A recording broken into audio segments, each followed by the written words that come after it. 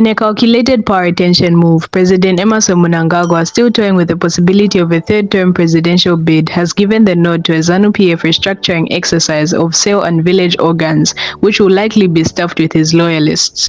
Welcome back to Zim News Live YTS, where we give you latest updates about what's transpiring in Zimbabwe. Before we go any further, don't forget to like, subscribe, and turn on the notification bell so that you don't miss any updates from our channel. The grassroots structures are expected to trigger calls for the ZANU-PF leader to stay in power beyond their constitutional term limit and force changes to the country's supreme law. An internal memorandum from National Political Commissar Mike Bima dated April 16, 2024 and addressed to provincial chairpersons and commissars spells out the roadmap to the eventual voting for the party's primary organs across the country.